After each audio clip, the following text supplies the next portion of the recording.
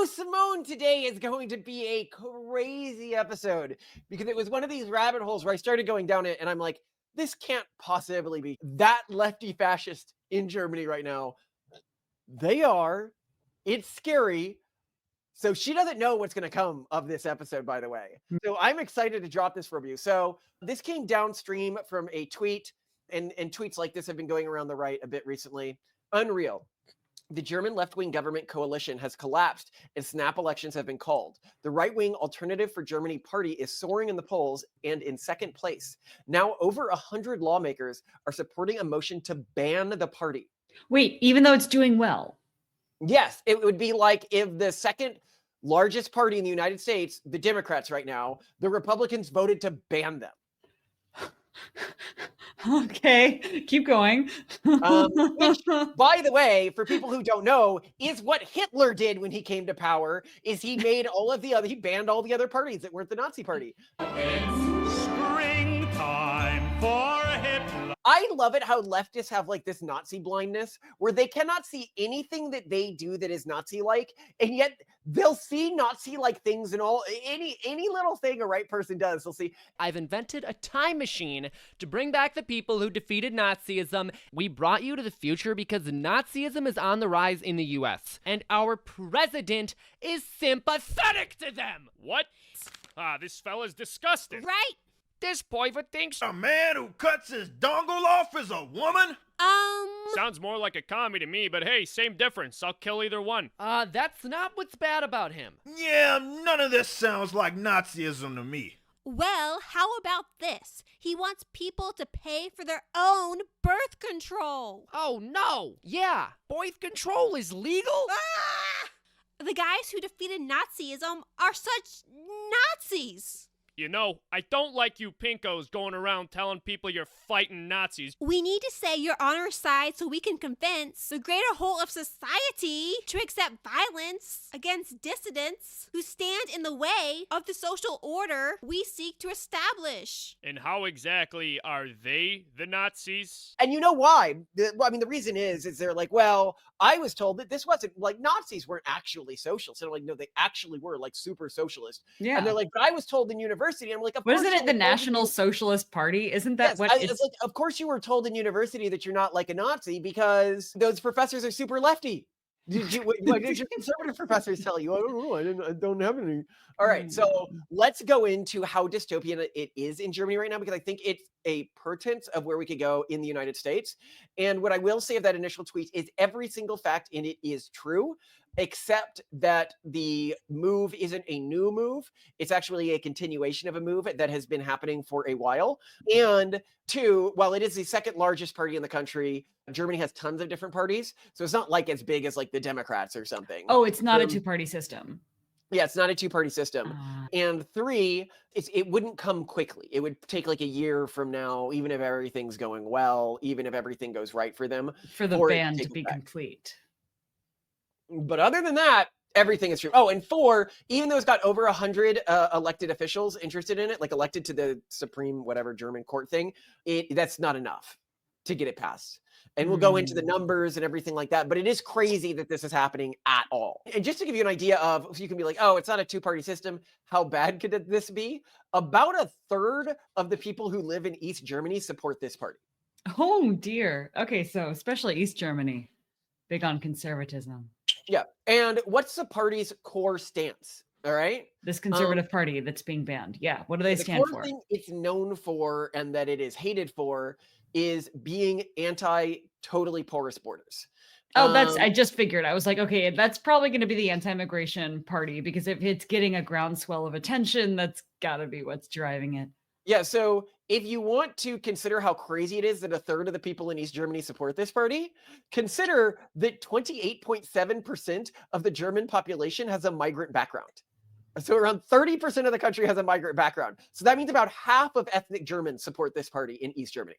That is wild. And it's not like the American Conservative Party that is genuinely supports Hispanic rights and stuff like that. Because America, and this is important before we go further, is this has a very different relation to nationalism than a country like Germany, where I do not believe that, for example, any group can call themselves as like the owners of America in any sort of a meaningful context. Yeah. It doesn't make sense for them to say that America, the Northern European descendant country, because it's just not, especially considering that many of them come from more recent immigrant waves like the Irish or the Italians. Then, Oh, wait, hold on here. You're probably going to take this out, but I mean, there are many Mexican people who have some Mayan or Aztec ancestry, and these are people who are more like, these are like actual indigenous American populations. So you would argue actually that Mexicans are more American than most Nordic immigrants.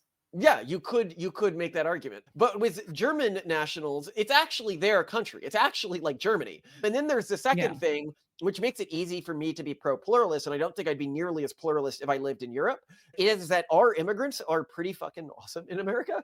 Yeah, they are. For two reasons. One, the countries that we abet are places like Canada and Mexico and other Hispanic countries.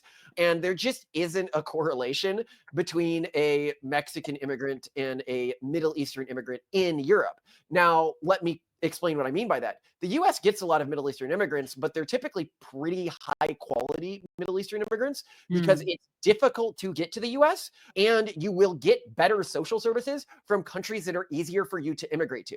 So if I am a refugee and I am choosing from the Middle East and I'm choosing the US over Germany, it's because I thought I had a chance to make more money in the US than I would have received social benefits from Germany. Yeah, by working hard. Yeah. Yeah, so that has already selected, and this is why it's always good to be the country that offers the least to immigrants, because then you will always get the highest quality immigrants. As my grandfather said, you cannot have porous borders and free government services. The two things don't work. Eventually you bleed a country dry. Yeah. And I'd also keep in mind that, to give you an idea of how quickly this has changed, in 2022, 28.7% of the German population had migrant backgrounds. In 2019, around 17% of the country were first-generation immigrants. I don't know migrant backgrounds, but you're seeing a huge jump. And keep in mind, this is in a country with a fertility rate of only 1.35 right now, and only around 700,000 births per year. Yeah, people have been throwing around in the United States graphs showing the record high levels of immigrants now compared to America's history. But that is a whole new level. So pretty significant. Yeah. And I can understand, again, why that would drive to a groundswell of interest in closing the borders up. Yeah, so I guess the point I was making here is I can be somewhat disingenuous in my support of immigration to the United States, mostly because we do, at least historically, offer lower social services. And once we offer lower social services again, we can keep the immigrants who contribute to the economy, and the ones who don't will find it unpleasant to be here. And that also reminds me of the time a family member of mine who is involved in politics and had a skyscraper at the top of Dallas.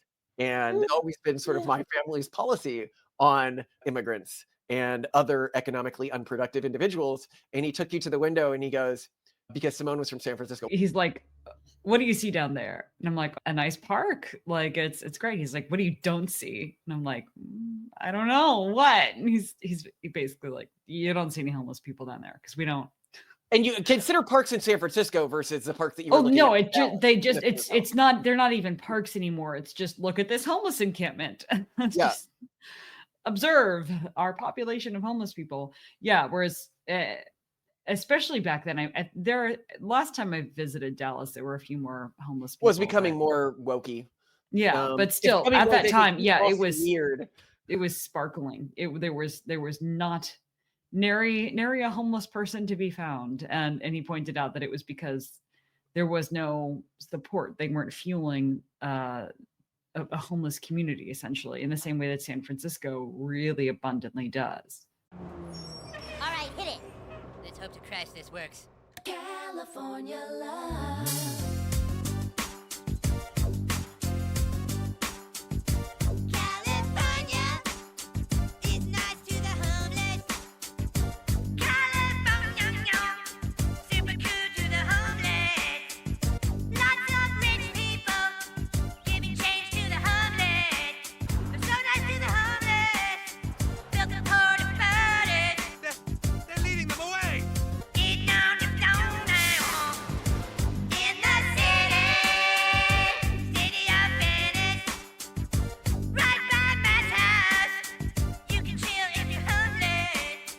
Now, people might be like, well, you can't do this. If you stop providing people who are economically unproductive with services, they'll just go to other regions and, bad word here, parasitize those regions.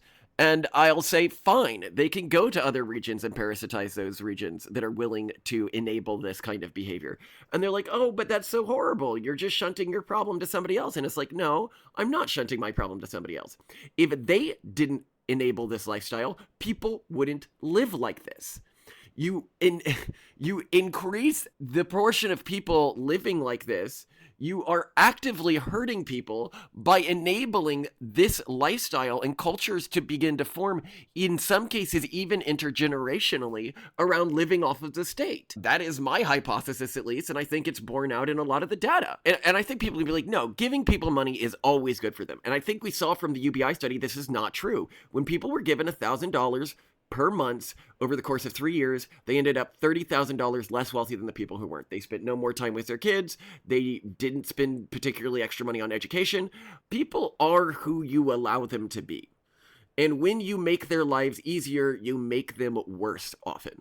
And so when somebody to me is like, oh no, how dare you allow your economically unproductive people to come to my region because I'm willing to enable this behavior in them, I see it more like a toxic codependent relationship where one party is keeping another party in perpetual poverty by supporting them like this, and through that they get to feel good about themselves, while the other party is developing toxic cultural tendencies around being willing to live off of this kind of support.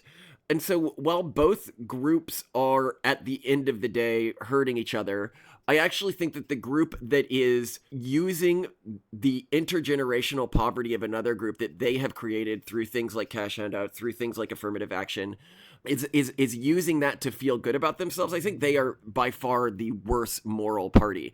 And we've noted this before on our show, if you're not familiar with the statistics on this, but regions that have been more persistently controlled by Republicans than Democrats, which are much less likely to go for things like affirmative action related stuff, show a smaller discrepancy in incomes between their white and black population than Democrat controlled regions. And it's because these things really do permanently hurt the groups that they are quote unquote helping. Well, and this is a huge problem with immigrants as well. If you give them lots of social services, you're going to disproportionately attract, even from other countries, the least economically productive individuals who are most okay, culturally speaking. When I say culturally speaking, I mean their internal family cultures.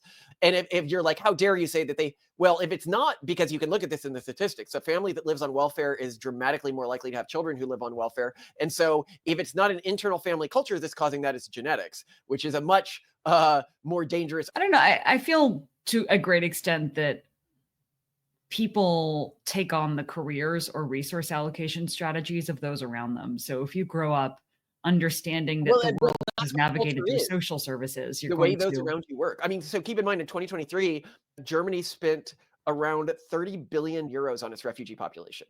Wow. Yeah. So, and you could be like here, so why would they be mad about the immigrants in Germany, right? Like, why might they have a beef about that? So I'll just go through some other statistics before we get into what happened here. Okay. In 2023 in Germany, there were around 214,000 violent crimes recorded, an 8.6 increase from the previous year and a 15-year high. Foreigners comprised 41.2% of the suspects implicated in violent crimes, involving dangerous or grievous bodily harm, despite making up only 15% of the population. They make up only 15% of the population, but yeah. So 41.2% of the crimes. Okay, sexual offenses. So that might be an older statistic. And keep in mind, when I was talking about migrant backgrounds, I didn't include first-generation migrants, so that number might have been a bit inflated there. Sexual offenses. An internal study by German federal law enforcement revealed that asylum-seeking individuals committed 7,000 sexual assaults, ranging from groping to gang rape between 2015 and 2023. In 2023, there were 761 gang rapes registered in Germany, almost 2 per day. Around 50% of the suspects were foreigners, despite being only 15% of the population. In the category of sexual offenses, 3,261 Germans were victims of crimes with an immigrant among the suspects, while 89 immigrants were the victims of crimes with Germans among the suspects. 3,261 Germans were victims of sexual assault by an immigrant, while only 89 immigrants were a victim of a German sexual assault. And unfortunately, I have so many like very evocative anecdotes in my head, thanks to Ayaan Hirsi Ali's book Prey, as in Predator and Prey. It's a great book. It's very illustrative it's basically like why you shouldn't allow refugees into your country, especially if they come from a culture that doesn't treat women very well. It is, and I hated reading that book because it made me cry so many times. But yeah, reading this and also hearing the stories that Ayaan herself, not from Europe, it's not good. I don't like this. This is not homicides. No. Yeah. Homicides. Okay. Okay, so a 258 Germans, 38 of whom who died were killed by migrants in 2022, or what includes murder, attempted murder, and manslaughter. Okay, so 258 were subject to this, Germans, 38 of whom actually died. 41.6% of homicide suspects in the Northern Rhine-Westphalia were foreigners. Knife crimes tripled between 2020, 10,121 incidents, and 2023, so just over 3 years, to 26,230. In North Rhine-Westphalia, knife crimes shot up by 45% over a recent 12-month interval. So the knife crimes are also a huge thing. And this is exploding like recently. This is getting bad. This is horrifying. Like, and when people are like, oh, why do you have so much animosity towards countries like Germany? And I think they misinterpret my animosity for like Germans as an ethnic group. And I'm like, I have animosity to them because they're weak. And people, like, if you understand like our foreign like clan-based ideology, it's one where if a group is acting with strength and is self-sufficient and is able to tolerate pluralism within its borders, here I'm thinking of Israel, for example, we are going to have a positive bias towards it. If a country is acting like Germany, I think is almost a perfect example of this, which is in every way caving to the forces that would see it undone, completely lobotomized by the woke mind virus, banning the one party that might save the country. People might misunderstand this as a moral position where I'm saying I think strong groups are better than weak groups, when it is not a moral position. It is a practical position in terms of the type of cultural groups that I look to with admiration and the types of cultural groups I look to with derision. And people can say, so why would you admire strong cultural groups? And it's because, well, clearly they must be doing something, especially if they're not coming from a position of historic strength. So I can be like, okay, this group that rose in power rapidly over this time period with similar socioeconomic conditions to the ones that I'm facing right now, I should look at them with admiration because there might be something I can learn from how they are acting and what they are doing. And in addition to that, I should work to be nice to them and align their interests with my interests because they're likely to matter in the future. So if you take a country like Germany, you can see where this derision comes from. First, I feel like there's almost nothing I can learn from German culture today within my own culture, just because it seems to fail at almost every turn, at even achieving its stated gains, like environmentalism, in fighting the urban monoculture, at motivating reproductive fitness, at having any chance of existing 100 years from now as anything close to its current cultural group. Like, why would I, one, try to endear myself to them when they're not going to matter on the world stage in the near future? And then two, why would I look to them with admiration to try to learn anything from them if they've clearly failed within our current geopolitical order? And people can be like, well, okay, even if you don't think you can learn anything from them, even if you don't think that they will be a useful ally in the future, you should at least go out of your way to protect groups that are showing this form of weakness. And here, I would say that this is also, in a way, even an immoral action, because what I mean when I say weakness is groups that are failing. So it's like a person saying, oh, well, you should try to protect and put on life support the cultural groups that are failing within our current geopolitical and sociological order. And it's like, why? If I, for example, put all of the US's resources into protecting the German culture and German people for another, 20 years, as soon as we drop that protection, they just go right back to the place that they're in right now, which is dying out. So why do I need to, care to try to go out there and help them if I'm not helping a thing that is going to persistently continue to exist? The only way I can actually meaningfully help them is by waking them up to the fact that they do need a new cultural hypothesis and a new path forwards if they are going to survive. But that can only be done through derision. Snap out of it! And people can be like, yes, but doesn't cultural diversity matter? Do not all cultures matter for their own sake? And here I would say every culture is a hypothesis about how to get through the current challenges that our civilization is facing. It's not like a species or something. It's a series of ideas and memeplexes about how we might get through our current geopolitical order.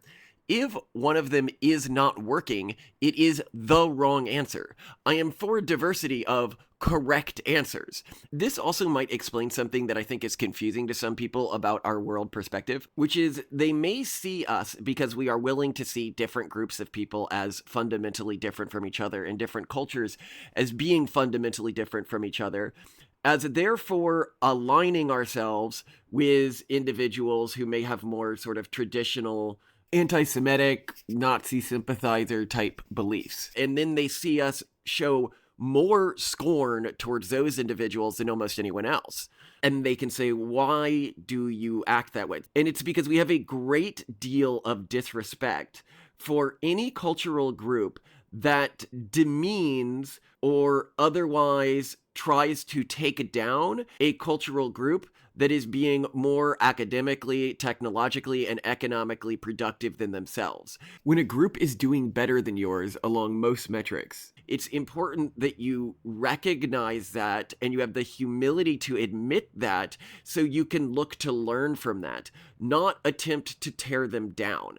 To me, an individual like that, who's like, oh, why is X group? Why are the Jews doing so much better than us? They must be cheating. To me, that's absolutely no different than a BLM activist who says, why are white populations doing better than us? They must be cheating. It's exactly the same mindset, instead of looking inwards into how you can improve your own culture. But at the same time, I'm also not going to look to cultures that aren't doing well to improve my own culture. But the reason I look down on this mindset is not the reason that wokes look down on this mindset because I see it as immoral or something. I don't care whether it's moral or immoral.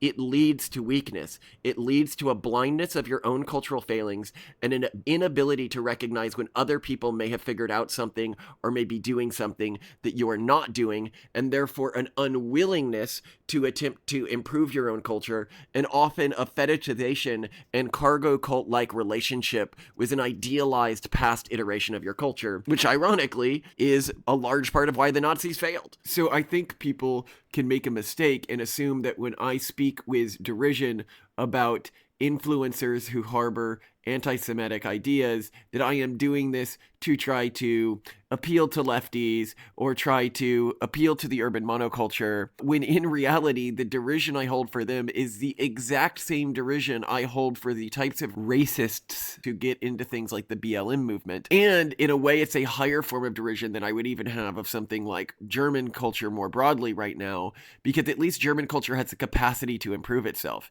Any culture that definitionally sees anyone doing better than them as playing the game unfairly is going to be unable to improve themselves because, one, they are not going to see their own faults. Two, they are not going to see where other people might be doing better than them and where they can learn from that. And three, they are never going to try to change or improve themselves. They're always going to be looking back to some false idealized perfection in their past. So at least modern German culture can improve. These groups, the chance of improving is almost zero until they drop this mindset, which is unlikely because this mindset's so stable, which is why I have to be so aggressively derisive of them. And I think that German culture may be able to be modified to become one of the correct answers, but it's not for me to do that. It's for me to motivate German individuals to do that. I'm here working on a modified iteration of my own culture. So when we say we are pro-diversity, we don't mean diversity for its own sake. We mean for the strengths diversity brings to civilization, i.e., if every culture is a hypothesis about how we can keep human civilization going and thriving, we are for a diversity of good hypotheses.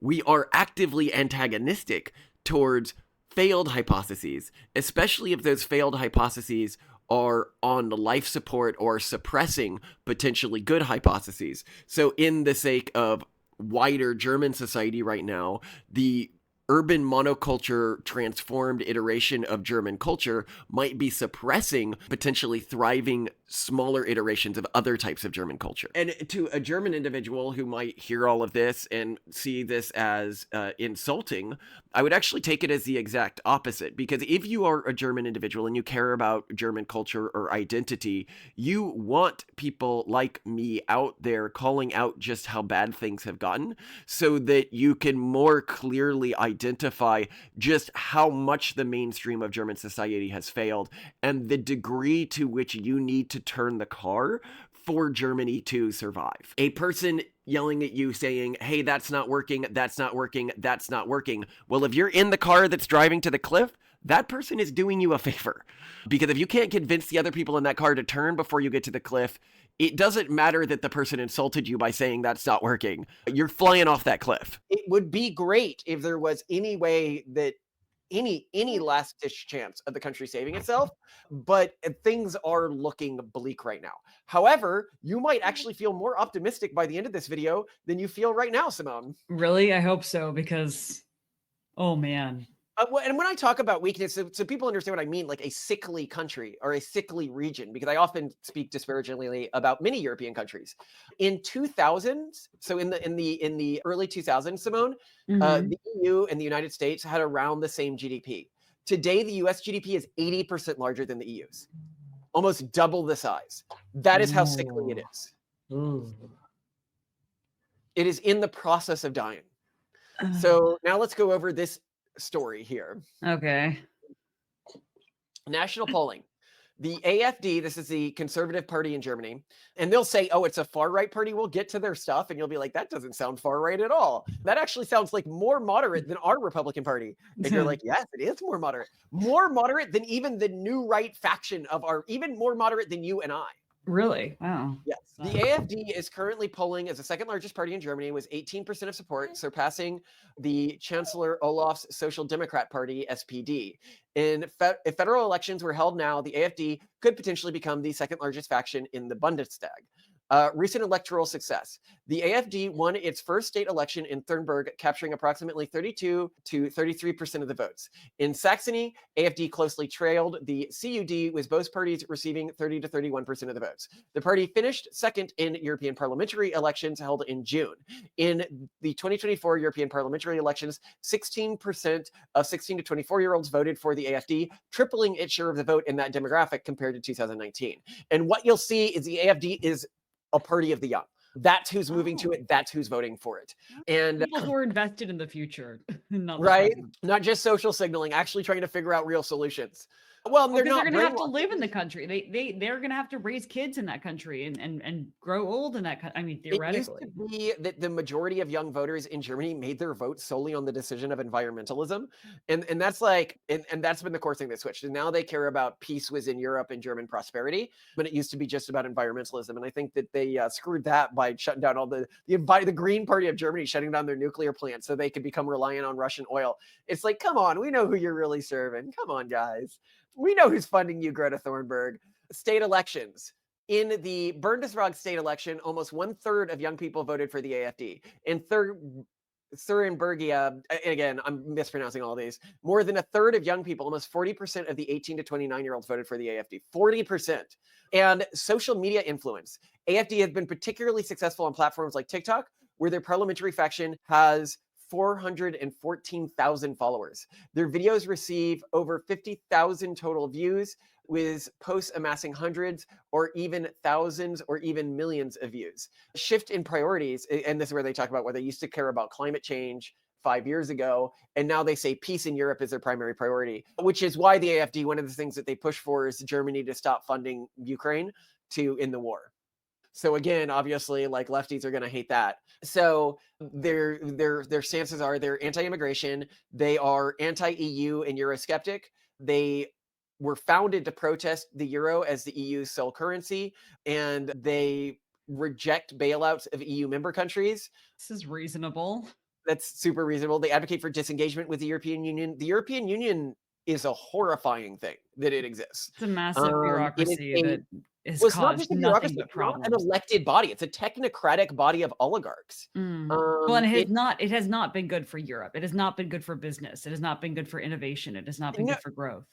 And remember when you how think about the income of people across nations, it's just the disparities is depressing.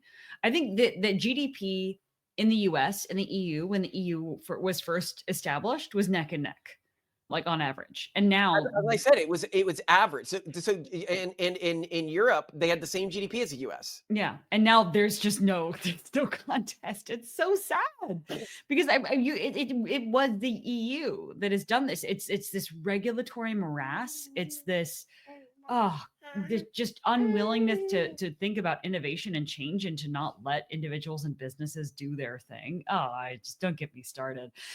Am I interrupting something important? Impossible. I work for the government. Oh, and I had thought that the EU also meant like truly free trade within this region, and no, it's not. Like, no, there's just what's the benefit? What was the point here?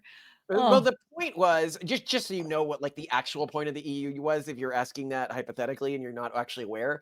It was mostly set up by French politicians to give Germany a chance to absolve themselves for the crimes of World War II by essentially paying out tons of money to support the rest of Europe and create this sort of European peace.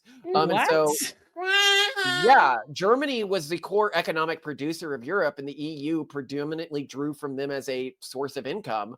And this is actually something that's about to change, both because of Germany's aging population and because of the huge migrant population, which is not a productive population within the country, which means that France is going to become the primary economic producer of Europe. And I suspect the EU will dissolve pretty quickly as soon as France realizes it's not a net beneficiary, but a net contributor to the EU. They were always in it as sort of a weaselly manipulation game. It was never about, helping people. This is Peter Zeihan's take, at least. Oh, okay. This isn't just coming from like me and my francophobic position. It's coming from our favorite Ernest Hiker. Yeah, and one who is very different from us politically as well, but this is one of his positions that I quite agree with. Yeah, well, we also just love him. He's just... The second phase of it was making sure that the Germans never tried any of that crazy war shit again. And the way they did that was basically by placing there's no other word for it, it's a tax, but basically they got German industrialists with all their efficiencies who are no longer building tanks to pay a portion of their proceeds to French agriculturalists. So the French basically built out the subsidy system that the Germans had to pay for. And everything else that has happened in the European Union since has been a modification of that original deal. Over time, that evolved to pay for agricultural funds, for infrastructure funds, for economic development funds. Basically, used German economic strength to pay for the unification of Europe. And the Germans went along with this, not just because they were told to, but in the aftermath of World War II, we had 2 generations of Germans who were basically born saying, sorry, how can I make this right? And the French always had an idea. But that's not the environment we're in now. After a century of some of the fastest globalization on record, the Germans are literally running out of people. Their birth rate's been dropping for a century. Their birth rate has been below replacement rate for the better part of 7 decades. And this next decade is the decade where the last worker generation they have ages into mass retirement. And so the Germans are going to go from the piggy bank that has paid for everything to a country that actually absorbs European funds. And when the biggest contributor to the system becomes the biggest taker, we are in a very different economic environment. So the French are going to have to make a choice. Do they continue with the current system knowing it's going to go bankrupt, knowing that they are no longer going to be a taker nation, but a contributing nation, contributing more, much more than the Germans ever did in order to pay for German retirements? Or do they try something new? Okay, so they also have anti-Islamic policies, they say. So what do these anti-Islamic policies look like? They call for restrictions of the influence of Islam on Germany, like Sharia law stuff. And they propose for bans on quote unquote Islamic symbols of power, such as minarets, public calls to Islamic worship, and full body veils. That is perfectly reasonable. Why would there be public calls to worship in Germany? That's not their culture. That would be an affront to their culture. That should absolutely not be happening in Germany. Well, what's wrong with full body veils? You know, what if you're having a bad face day? You know, I not a religious issue. understand a country thinking it's not safe to have people going around in full body veils. You can, especially with the incredible rise of knife crime. Oh, of crime. Yeah, that seems like a totally reasonable thing to restrict. Honestly, I think that with the rise of AI and facial recognition, especially when people start wearing glasses, they can just immediately tell who you are through facial recognition. What you're saying now was what you said before about the problem that you learned about in Prey of cultures immigrating into your country that see women as second-class citizens. Yeah. I would bet there's a pretty big correlation between Muslims who make their spouses and daughters wear full-body veils and those which dehumanize women. Yeah. I mean, obviously, when it's forced. Yeah, I don't know. I feel like we're entering an age in which people are going to want to, with AR glasses and everything. I don't think so. I think we're entering an age where people realize that there's no such thing as personal privacy anymore. Yeah. Sorry.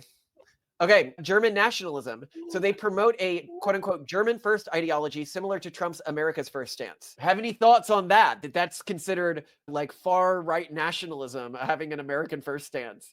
That makes perfect sense. You should be treating your own country first. Yeah. But for a long time, Germany has been this whole, like, how can we make it right attitude to the point where they've become literal Nazis again and accomplished everything the Nazis wanted to accomplish, taking over the country. And in Germany, I don't know, but there's still some Jews around.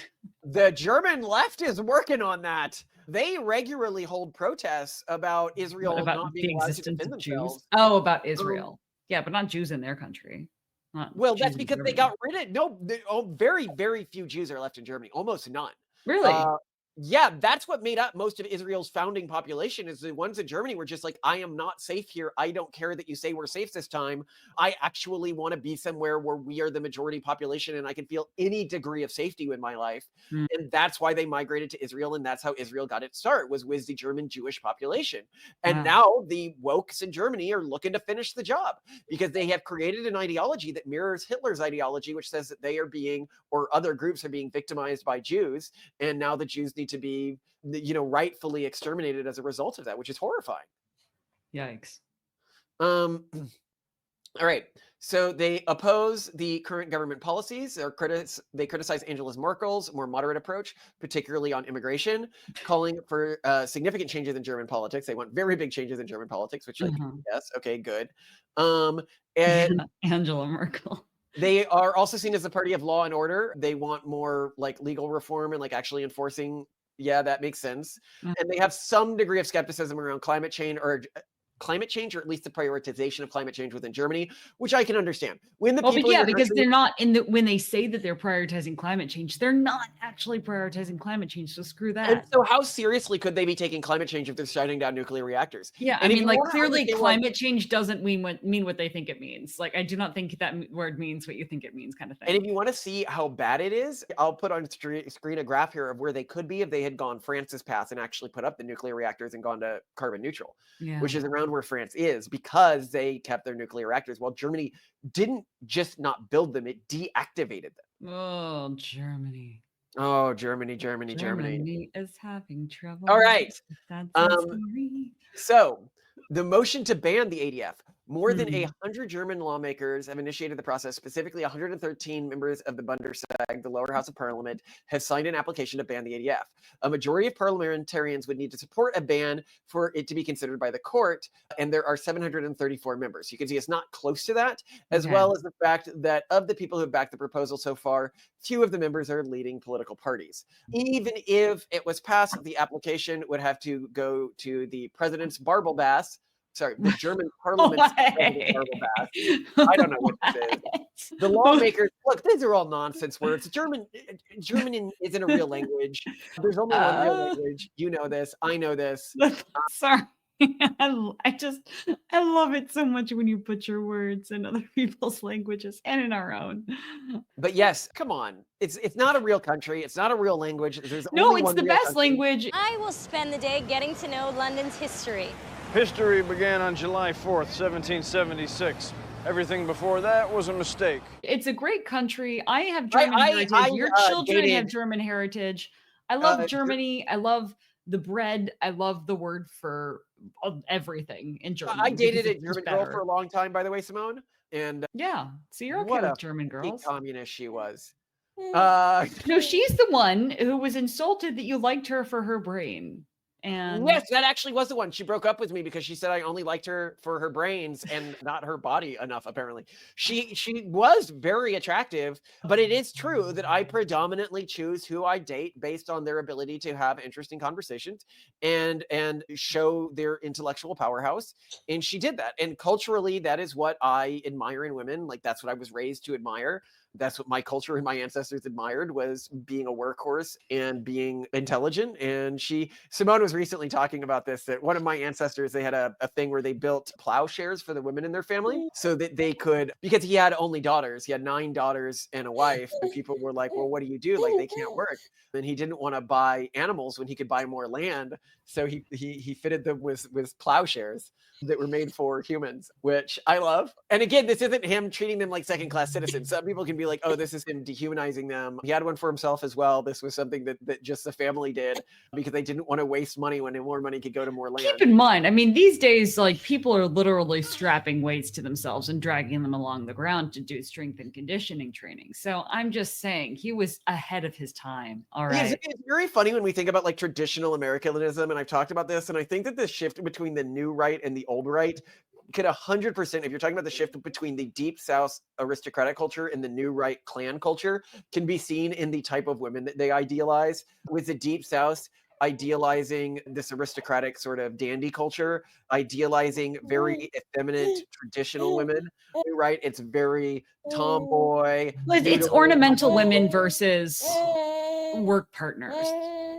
Yeah, it's do you want a woman who's like a woman from a country song, or do you want a woman who's like a woman from a 1950s the Hollywood glorified video or something like that? And it's just a different type of woman. And I can appreciate both, but I think that's a good way to tell who are you talking to, is what type of girls are they chasing. But anyway, back to this. Reasons for the ban attempt. So let's go over why they're arguing that it has the right to be banned in the way that Hitler banned the parties that opposed him. They argue that the party violates constitutional principles and human dignity. Because they're just against immigrants. So well, we'll go over the horrible things they said about immigrants that they see as bans against human dignity. Okay. Or as setting off this ban against human dignity. They are accused of seeking to abolish free democratic basic order and maintaining a quote unquote actively combative and aggressive attitude towards this order. So wait. They want to ban the party in the country that has the second most voters because that party is anti-democratic values. This is very much the vibe of people who are like, how can Trump win when he's a felon? Whereas he's a felon for the most ridiculous charge I have ever heard. Paying your prostitute.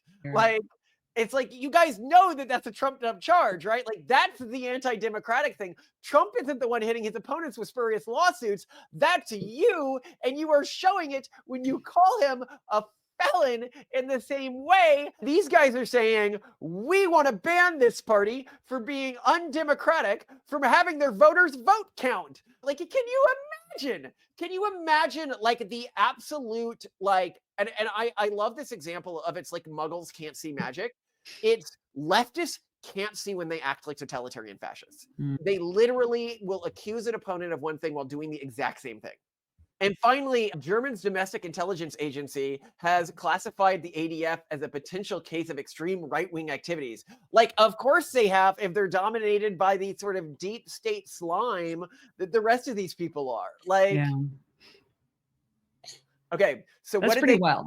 I mean, it sounds like, my understanding is that a coalition of politicians sees this as a credible threat to their order, and they are taking it out. I mean, that's just like we see with the left. Yeah. Well, the So- left in America, and yes, Mr. Mustache. What are these horrible things that this party has said about immigrants? Yes, what? Okay. They've called them, here is how they dehumanize them so much their party needs to be Bracing banned. myself. Invaders, intruders, and culturally alien. Hold on. They've also called them knife men, which, Knife okay, men. considering the rates of knife crime have gone up 3x in like 5 years, I can understand that. And parasites. And while parasites is a mean word, it is technically accurate if they are not contributing to the state, but they are taking from the state. Yeah, That is it's not nice. It's not definition. nice. It's not nice, but it's Not definitionally accurate. neighborly. So then, even if it got through those first phases, then the application would have to be made to the Federal Constitutional Court. The court needs to be convinced that the ADF operates in a manner hostile or aggressive towards the Constitution. I just can't believe they're like, you're hostile to the Constitution, says the guy's trying to ban you. And then the Parliament, the Bundestag or whatever, has to get rid of them. The thing is that it's just making the ADF more popular. They're being seen as victims of the elites. They're being seen as the people fighting for individual rights and a real future for Germany, while the oligarchs press them. And it's absolutely true. It's the same way that, and you saw this in Trump's polling numbers, the insane felony connection he was given by that New York court, which even many Democratic operatives tried to get them not to go forward with. And the judge who did it actually was like, we shouldn't do this, actually. I thought the judge who did it literally like sought the appointment, saying that No, would so be yeah, what he they sought did. the appointment saying he would do it, but he like chickened out at the last minute and was like, this is a really bad idea. I heard somebody say recently, but he was pressured to do it. But it was a bad idea. He better be pressured to do it if he ran on that promise. Follow through. Well, it was just the most, I think that he thought the evidence was going to be stronger. No. And there just wasn't a felony to be had. The only thing that they were able to get him on was mislabeling hush money payments to somebody that he had slept with, which Kamala's husband almost certainly did with his maid. So like, it's what you do. It's yeah, like okay. Anyway, now to get a better understanding of what's going on here, this is mostly this has been planned since late October, so it's not new, as is suggested by the memes that are going around about this. It's the work of a disgruntled and unimportant CDU politician named Marco Wanderitz, who has been banging on about outlawing the ADF since he lost his election in direct. Oh, so this isn't even an elected politician. No, he's someone who lost to an ADF rival in 2021. Oh, poor loser. Trying to win back his seat by banning the opposition. Well, that's one way to do it. Sure. I mean, that's a common political tactic. And even if they won, they would, not be able to ban them until after February 2025. So it wouldn't even be within this next election cycle. But I mean, I think the whole thing shows in the US, as bad as things are, this is where they could go if we don't make these stands. I think that people do not realize there hasn't been in Europe recently a single case in which a right-leaning government has seriously attempted to end democracy, but there have been multiple cases of left-leaning governments. Like, look in the UK right now, where you can be banned for memes that are too offensive. With the rise of so-called non-crime hate incidents, arrests over grossly offensive memes, can you really speak your mind in 21st century Britain? I think individuals, when they think about like where the threat to democracy is coming from in modern political alliances, when you vote for the left, you are voting against democratic values, no matter what country you're in. Yeah. These countries do not care about democracy anymore, and they are fundamentally anti-democratic and pro-oligarchical, as you can see in the US. I mean, it's not just, like, you can be like, oh, well, this idea of like ending voting and like that being okay and the oligarchs making all the decisions, that might be okay in Germany, but like the US Democratic Party certainly wouldn't have arbitrarily canceled their primaries and then appointed a candidate who nobody like. They certainly wouldn't have cheated to prevent somebody like Bernie Sanders from winning an election process. If you think, and this is what I say to lefties in the US. Okay.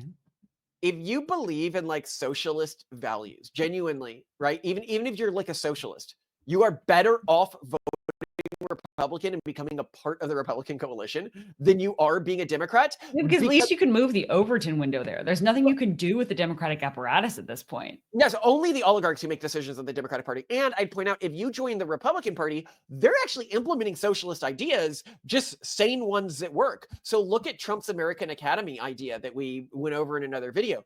What is this other than socialized university that's available for free to all Americans? Yeah. Like, isn't that what we wanted on all sides?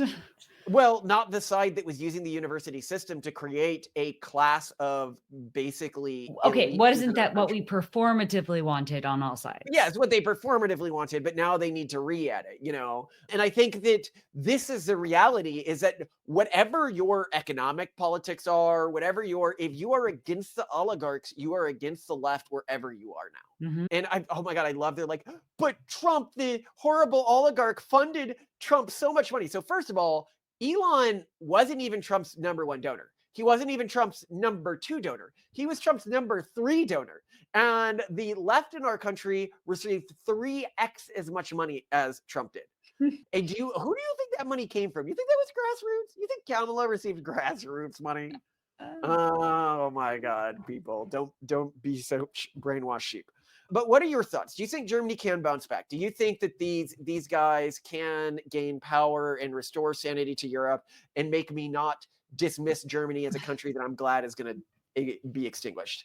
Yes, I think Germany has a shot, because you cannot take a language so great and bred so fantastic and people so cool. I love Germans, and just give them an automatic loss. I'm not writing them off. I love Germany, and I want to see it win. I want to see it thrive, and it would break my heart if it doesn't. So, but it's showing such weakness. I know. I'm glad to our users who are over there that it's Europe and not our up, because not my place. It's a mess. Oh my God. I'm bringing the dad jokes, but oh God, yeah, it's one of those things of like, I wish them well while maintaining a safe distance. I wish them well. You're like, it's very much like that meme. I don't know, of like the kid drowning and the mom's like, oh, I don't know if that's a good one, but it's like thumbs up, like high-fiving the person drowning. And you're like, yeah, they put out their hand, save me. And someone's like, high five. High five. Oh, no, Germans are but I mean, okay, but this is the reality. And of course I say this whenever I talk with Germans, is it would be great if they could take back their country. If this growth within the young generation grows and grows and grows, and they can build any sort of realistic, sane party within their country. Well, if anything, the fact that this conservative party is so scary to the powers that be in Germany that they're trying to suppress it, though, as you point out, it may be too little too late, their creepy efforts. And if anything, these creepy efforts will coalesce this group even more. There's nothing that unites people quite like a common enemy, and a really blatant and obvious one too.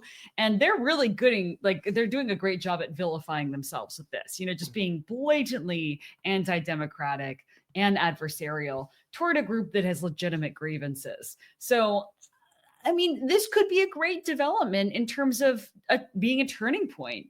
And there have been some major tipping points around the world when it comes to, we'll say, wokeism or the urban monoculture going too far and showing itself to be the toxic thing that it really is, showing itself to not actually deliver on the value proposition it sells.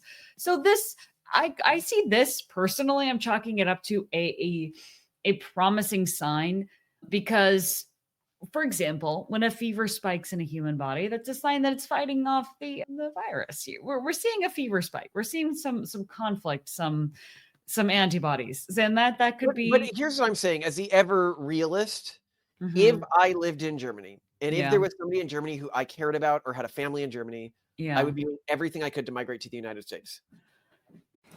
I think we gave people too much freedom. Yeah, you're right, man. I'll call the cops. No. We can't call the cops. That's admitting failure. Dennis, we gave people too much freedom. That's the problem. Yeah. It's the same. It's the same if I lived in the UK. Well, there's some great German enclaves in the United States. So yeah, and a lot of the great Germans are one, and some of the not so great Germans are also not in Germany anymore. But just some went to Argentina, Some went to the United States, some went to Israel. I'm just saying they're all over the place. Just choose your spot. Choose a good one, you know? It's fine. No, honestly, this is so weird.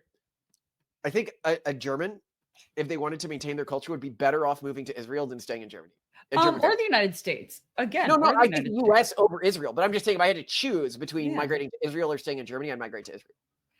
Well, obviously, because I mean, both the Israel and the United States are going to have an easier ride through demographic collapse than Germany at this point, because again, Germany has only accelerated its pathway along demographic collapse by not only having a low birth rate itself, but by actively bringing in a non-tax paying population base, which is going to accelerate the rate at which it will not be able to cover the cost of its pensions and social services and roads and infrastructure and government. So yeah, that's not, it is not a safe place to be for the future, if merely because they are accelerating their demographic collapse through their immigration policy. It's simple. Yeah, it's sad. So I hope you guys can get this sorted. It'd be cool if you exist in the future, but realistically, if it was my family, I wouldn't risk it. I'd get out of there. Yeah, well, yeah, I guess there's just a long history of Germans getting out of Germany, so the tradition continues. Well, and I think that that's part of why Germany today is as sickly as it is, because they went through a period where everybody who all the fun Germans left, had let's say a family culture of caring about like having a lot of patriotism or having a lot of willingness to, fight for their country, almost all of them died. Like almost all of them died. And so but then the ones who left, honestly, in their new home countries, went on to have disproportionate influence and did great things. For example, look at this Christmas tree behind us. Do you know why we have a Christmas tree? Because specifically Prince Albert and Queen Victoria popularized the concept of a Christmas tree as a family decoration at Christmas time. And it was a German tradition to have a lit. Prince Albert was from Germany. Yeah. Right. And keep in mind, in the United States, where we are in Pennsylvania, if you look at the Midlands cultural group, they are a dominantly German cultural group that mostly ended up washing out the Quakers after the Quakers' initial influence. Yeah. And they served under the Quakers for a long time. And that's who, when we talk about the Anabaptists, who I love so much, culturally speaking, I see so many similarities between me and the Anabaptists. That's like Amish, Mennonite, stuff like that. They're a German cultural group. They speak German. That's what I'm making you for dinner tonight. I found some somewhat ex-Amish cooking influencers on YouTube. We're gonna have poor man's steak tonight, which is an Amish treat. So, gosh, yeah. Can you tell me about that really quick? So I have to make a substitution that I think you're gonna love, because it's not typically how it's done. But like you take a Dutch oven, a cast iron skillet, and you fry hamburger patties in butter. And I actually have Amish hamburger patties, so this is gonna be great. And then you put on top of them thick slices of cheddar cheese. First you layer on a big pat of cream of mushroom soup. I'm going to use instead some of your more savory Asian sauces. Then you throw on a big slice of cheddar cheese, toss them in the oven, broil them to melt the cheese, and let the cream of mushroom soup, in this case your sauces, soak in, and then serve them. I would make a suggested change. Please. Instead of my sauces, use tomato soup. Oh, yeah. Or I could use Alfredo sauce, I was thinking, because that's kind of similar, but I think that Alfredo sauce would probably be better. So use Alfredo sauce. I don't think the Asian sauces are going to go great with the cheddar cheese. I don't know. But yeah, I mean, like it's about the creaminess. So I hear you on that. But anyway, like the Amish are amazing. Germans are awesome. Christmas, poor man's steak, bread, great words, like fantastic style. So I don't know, man. Like, but again, by the way, another thing I want to do tonight is set the sweet potato casserole that you gave me slow cooking overnight in the slow cooker. That's what it needs to be good. Oh, you just want me to like throw the damn thing into the slow cooker? Throw the whole thing into the slow cooker and leave it overnight. I want it to be like a sweet potato mush. Okay. But okay, sweet potato, cheddar cheese, brown sugar, butter mush. That sounds pretty good to me. I mean, we have nothing to lose but the remainder of the sweet potato casserole. So that's I know it'll be good. Just trust me on this one, okay? Yeah. I love you. You got it. You got it. All right. Well, I love you. And I love the Germans. So you can just go do your own thing. All right. Just go suck on an ear of corn or whatever it is you Americans do. I'm Team Germany. I mean, I'm Team America, but I also like Germans. Have a good one. Me too. There you go. It looks so festive. I need to get a Christmas tree behind you. I have plans. Oh, I like that idea. Yeah. Yes. You might want to put that on a to-do list. I will just remember it for a morning walk. No.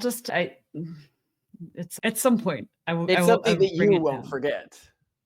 Simone never forgets Christmas. That I is really like it. verboten. You gotta use house magic and turn it back into a house. House magic? Yeah. Okay, so if dark magic, what does dark magic do? You were talking about dark magic. Yeah. Dark magic or house magic. Which magic will you use to turn this back into a house? Dark magic or house magic? House magic. That's right. House magic. Yeah. House What is the difference between house magic and dark magic? Huh? Dark magic glow turn a house and back a spooky place, and house magic will turn this back to a house. Okay, and what kind of magic do you do, Torsten? Do you do dark magic or house magic? I just like dark. I just like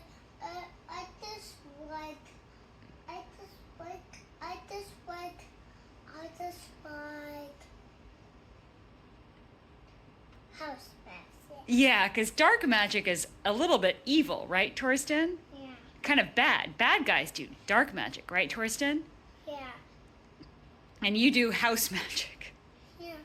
Tell me more about house magic. What is house magic? Mouse has this one. It's playing, and you can play, and you can get the white back up, and that's house magic. Ah, thanks, buddy. That's a really good explanation. High five. I love you, Toasty. You're welcome. Can I get you another house five? Did you just give me a headbutt high five? Yeah. Can I do it again? Can I do it one more time? Okay.